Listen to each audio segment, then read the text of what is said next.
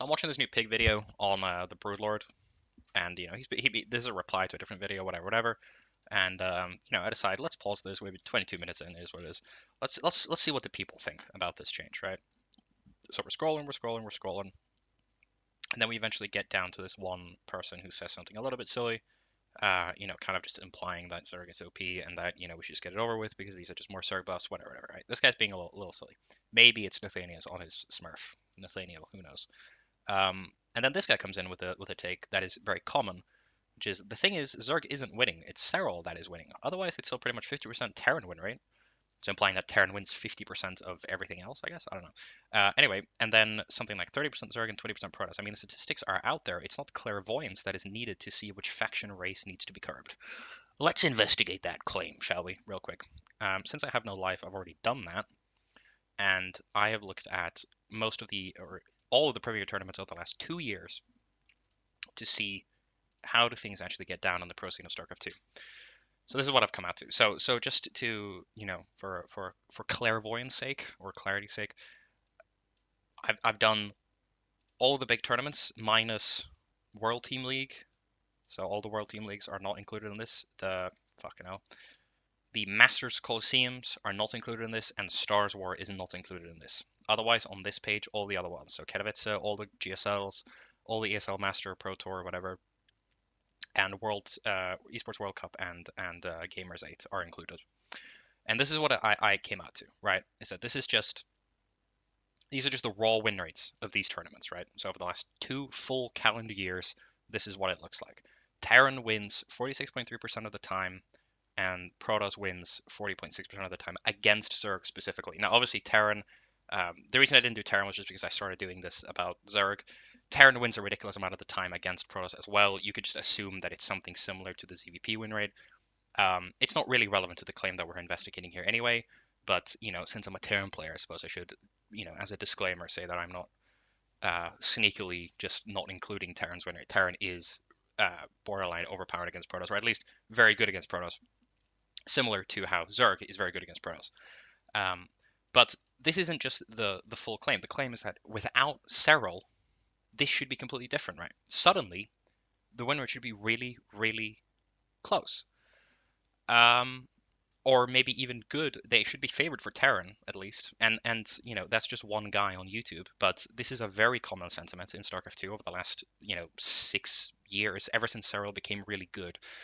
Anytime you bring up the fact that Zerg is just kind of obviously a little bit too good, people say, well, it's actually just Serral who's winning. Everyone else is kind of not able to win. It's just Serral, yada yada.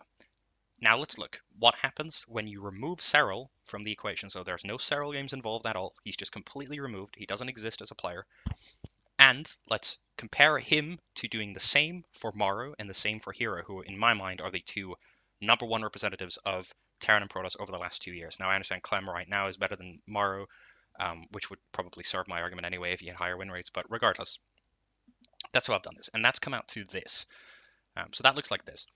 So if we put these sort of like this, you can see both of them. Maru has a TVZ total of, so these are just the full matches. And then Maru has a TVZ total of 44 to 31. Serral has a TVZ total, so ZVT total of 43 to 18. Serral's PVZ, so his ZVP, is 28 and 6, and Hero's PVZ is 24 and 17. Now, if we just impose these numbers that we got in here on here, then, that's the same. And then you just remove Maru from the equation, and suddenly Terran drops down to 45% rate. So that is a 1.3 percentage points drop, right? So Maru improves Terran's win rate in TVZ by 1.3 percentage points. Cool. And if we remove Serral, we find that the win rate goes up by 2%. So this becomes better this is all from the Terran perspective so that it's consistent, right?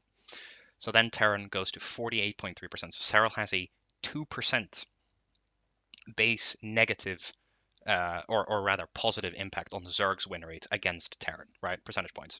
Cool. And then PVZ, it's at 40.2%, obviously not great. And then without Serral, that actually goes up by 3.2 percentage points. So he has a massive impact here. It's still 43.4, which is not very good.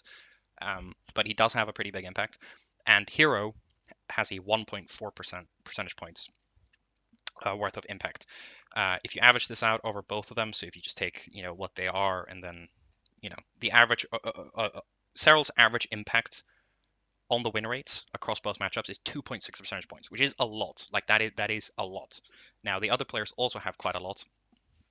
So Mara obviously has 1.3, which is quite a decent amount, and Hero has 1.4. Now I didn't do the Terran versus Protoss matchup because again it was irrelevant to this, but it would probably look something reasonably similar.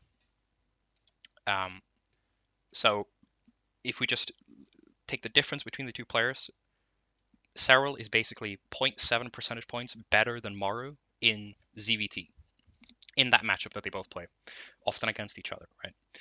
And in PvZ, Serral is 1.4 percentage points better than Hero in terms of his impact on the win rate across tons of games, right? Now, some of these games are against one another, so if you want to really dive into this and get into like all the nitty gritty of everything, then obviously that's a little more difficult. But I thought this was like pretty solid because it just removes all of their games individually, which of course removes the win rate against one another as well, because it just removes all of their games, right? Just like all their wins, all their losses. I think that should be consistent. I'm not the best at math, but it should be like decent at least. It's maybe not exactly perfect, but it tells you a little bit of a story that obviously Zerg is really strong no matter if Serral is playing or not, right? That should be obvious to anyone. And the other top players also have quite a positive impact on their race's win rate and how often they win championships as well. Obviously, Hero doesn't win any championships because he picked the wrong race, but Maru does win quite a few championships. And without him, who knows? Maybe we would have a lot more Zerg champions in GSL. Maybe we would have, the Stars War champion would actually be Hero instead, maybe, or something. Who knows? Obviously, that tournament is not counted in this, but still. Anyway, the thing that's important to understand here is that so much of the talk, if you spend any amount of time on the Reddit recently, obviously everyone's fucking killing each other with sticks and stones, and it's just absolute mayhem because of this new balance patch, which is supposedly, I think most people seem to think that it's really good for Terran, that this is like a mega Terran buff. Like Terran is getting completely broken. Like how are they buffing Terran? This race is already like so OP, it's so oppressive, it beats everything. No one really seems to talk about Zerg, which I think is a little bit strange because Zerg is just objectively, and again, I think win rates are probably the most. Now, obviously, this serves my argument. You can call me full of shit, or maybe my numbers are wrong even, but I think the point is just that this is probably the most like neutral you can get is just looking at the numbers. How often do they beat each other in top level games in the most impactful, most highly regarded tournaments of each year, right? Or 2 years at least. And you can go further back, and these numbers probably look better for Zerg the further back you go, to be completely honest with you, because I think the last 2 years have been some of the weaker years for Zerg actually. But I think a lot of people are suffering from recency bias with Clem winning EWC, being very dominant. He kind of just stomped everyone, including Serral, of course. So then I guess everyone just thinks that Terran is like mega OP, which maybe it is right now. I don't know. And I think probably the map pool has a lot to do with it, right? Terran, the map pool is pretty good for Terran. But I think maybe what we're suffering from a little bit more here as a community is a collective bit of, I don't know if you could call it psychosis, but something along the lines of everyone has become accustomed to Zerg being a little bit overpowered. And whenever Zerg isn't a bit overpowered, people think that it's something else going on. And of course, this mainly touches on the Terran matchup, Terran versus Zerg, because that's where a couple of wins have been happening, and it's a little bit closer. But I think you can still see pretty clearly that Zerg wins most of their games. A 48.3% win rate without Serral is honestly not that good.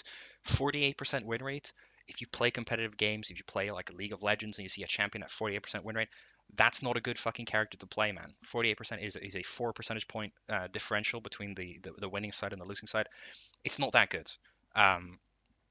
So, because it might, at a glance, it maybe seems like it's good, right? Like, oh, it's just 1.7, and you go up to 50, which is where you want to be. But it's more than that, right? It's worse than that.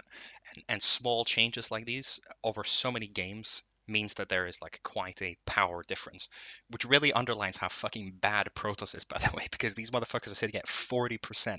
40 fucking percent. Are you kidding me? Really, really bad. And again, the Terran winner is probably somewhere along those lines as well. But yeah, I just wanted to say that Zerg is not weak without Serral, okay? Zerg is the best race in the game with or without Serral. That is a fact.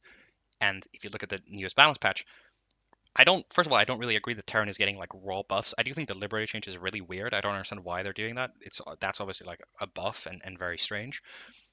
But first of all, I don't think that change will actually go through because it's so ridiculous. I just don't see it actually happening, but maybe, who knows?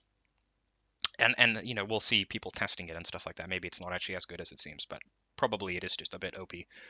Um, but outside of that, Terran is mostly getting nerfs, right? Like a sensor tower going down by a third of its radius is like an insane nerf compared to it being slightly cheaper. Like you don't care about the cost when you build a sensor tower, right? You guys realize that, right? And also, you don't necessarily want to salvage it. Salvaging sensor towers and missile turrets is not that good of a trade-off, right?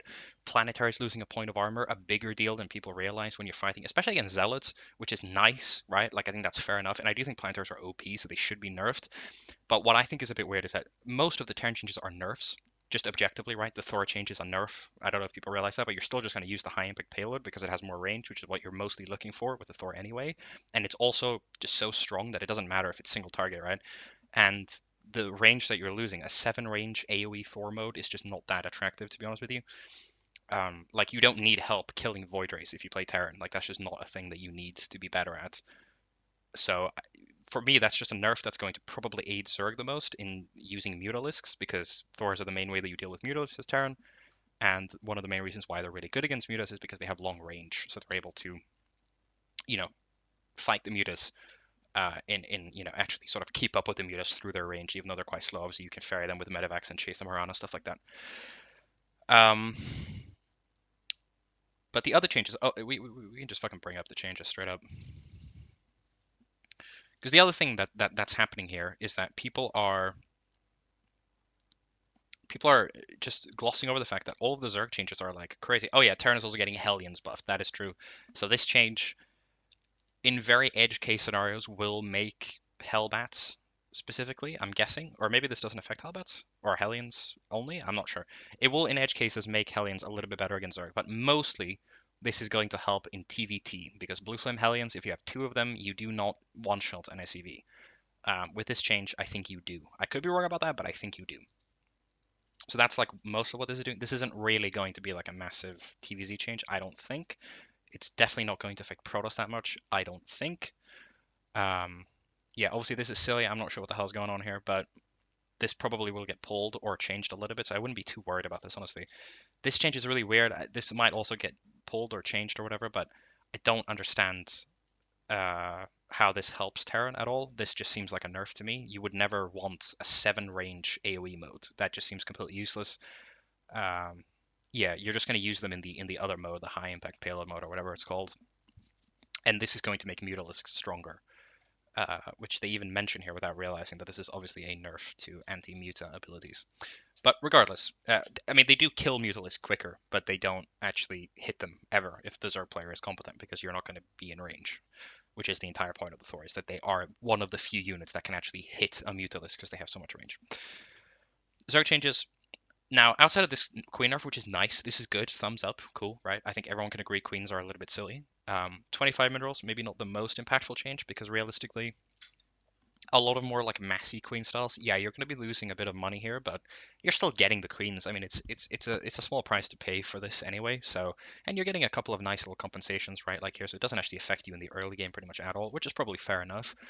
But I think overall, this isn't going to like kill building lots of queens or anything. So, you know, it's nice, but I don't think this is like a huge nerf, to be completely honest with you. This is a really big buff, which is very weird. I don't know exactly why spine crawlers are getting buffed, but I guess they're kind of bad, so whatever. This is obviously really weird and got a lot of attention. Spore crawlers are one of the most just objectively overpowered things in the entire game, right? This unit has 400 HP, it's building obviously, that can move, which is cool. 400 HP, it costs 75 minerals, technically 125 because you have to build a drone, even though that's like slightly bullshit because if you decide to do something like that, then it's gonna, you know, that's a more complicated discussion. It's like the whole discussion that people are having now about mules. Do they really cost 225 minerals or not? Well, sometimes yes, sometimes no. But regardless, you know, this is probably a pretty reasonable change that should have happened a long time ago, if we're being honest with ourselves. This is very weird though, and this doesn't affect Terran that much, to be honest. So this isn't like a personal thing for me. But this is really weird against Protoss. Like, this is just going to make Protoss really weak in the early game, which, again, for a race that boasts a whopping 40% win rate in the matchup, removing, like, the one way that you can kind of deal a bit of damage to Zerg in the early game seems very strange to me. Um, I don't really care about what they have to say here. I'm not going to fucking read this nonsense. This doesn't make any sense. This should be completely removed, and it should just be nerfed by 400 HP. Just because I want to know something funny. How much HP does a Thor have? How much HP does a Thor have? Can we see this? Oh yeah, it has 400 HP and 1 armor. That's interesting. What does a Spore Crawler have? Oh yeah, it has 400 HP and 1 armor, and it costs 75 minerals, and it can move. That's pretty cool. Um, so, for my money, I don't think this thing should be this good, and I don't understand why it should get more damage, to be honest with you. These are just random Hydralisk buffs. They always want to buff the Hydralisk. They love the Hydralisk. I'm guessing that these are just Zerg players who think Hydras are bad. They probably are a little bit bad, but they're also not like that bad, I think. But I guess this is fine. But I just feel like this is also weird in conjunction with all the other changes. This probably doesn't matter too much either, but it's also like, why is it just getting buffed? Ultralisk getting buffed, also kind of weird. Ultralisks are very oppressive when they're good. If anyone remembers 2016, 2017, these units can get pretty crazy, but kind of a nice change, I guess.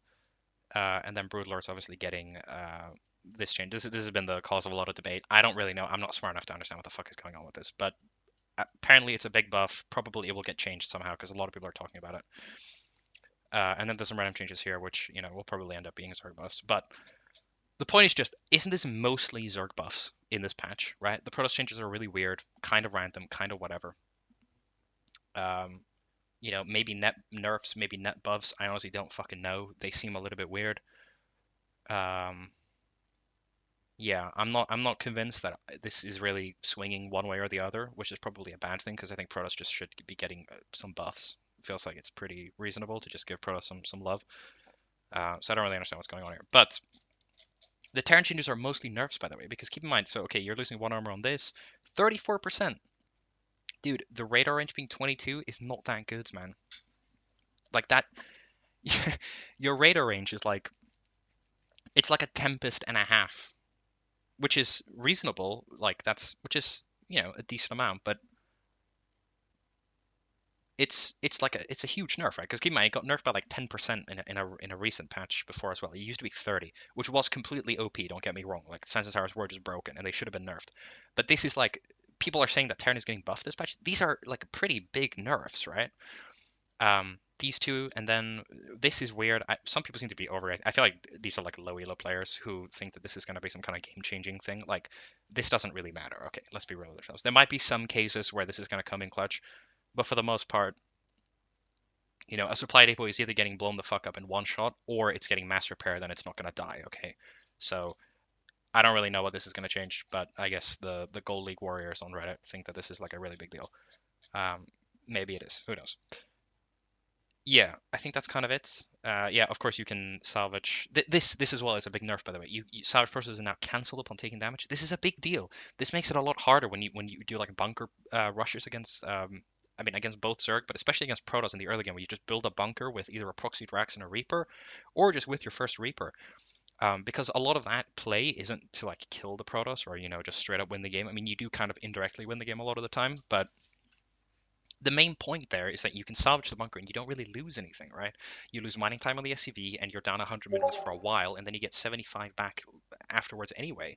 So I don't really understand, like, that's a nerf, right? That's a bigger nerf than being able to sometimes, like, whenever the fuck you're going to be using salvage on your missile turrets, which is pretty rare. Like, you're not going to be salvaging missile turrets that often because you either build them because you want them, or you don't build them because you don't want them. And, the times where you're going to be moving them, like salvaging them, might be when you mass turrets against like a Protoss that's going carriers or something, and then maybe it's quite nice to be able to just move up all your turrets to another base, even if you lose 25% or whatever. It doesn't really matter. But that's like pretty rare. Okay, it's not going to happen that often. It's not a super big buff. Okay. Um, and I don't like, if it gets pulled, who cares? It's fine. I think this change is good. You can skip this if you want. But I'm just saying, these are nerfs to Terran. Terran is not getting buffed this patch, unless, of course, this change does go through, which I really don't think it will. I really, really don't think this change will go through. Um, this is such an obvious, like, this is just not obviously like a wild change that like almost certainly will get reduced in terms of its power level. And to be fair, I think the Broodlord one is going to get the same treatment. I don't think this is going to go live in its current state, because it seems like a really big change to me. but maybe I'm wrong. That's what I got from this video at least. But we do have 4 minutes left, so maybe there's a mega conclusion coming that's going to be, it's not actually that good or whatever. But um, yeah. But I just want to say that, like, because a lot of the discourse seems to be around the idea that Terran is really broken right now and no one can beat Terran, and somehow the Terran conglomerate or whatever people call it is like pushing mega Terran buffs, and it's Zerg's like whatever, and then Protoss is getting like nerfed or something. The Protoss changes are weird, don't get me wrong, but Terran is getting nerfed for the most part. Zerg is getting straight buffs whilst being the best race in the game that people don't seem to be acknowledging, which is really weird. With or without Serral, Zerg is the strongest race in the game, and it has always been that way, and it is probably uh, always going to be that way unless Zerg actually gets some meaningful nerfs. And my thesis would be that the reason people think this way is because Zerg has been pretty much OP for a really long time, and it is just starting to get a little bit more balanced in the last like 3-4 years. And people's reaction to that is thinking that Zerg is like underpowered or weaker than Terran or something when it just objectively isn't. Right? You can watch the games and you can make up your mind, but when you look at the numbers, Zerg still wins um, the most by far. And when you exclude Serral, that still is the case. So yeah, I think this has been a narrative that's been going on for way too long. It's nonsense, and yeah, stop perpetuating it.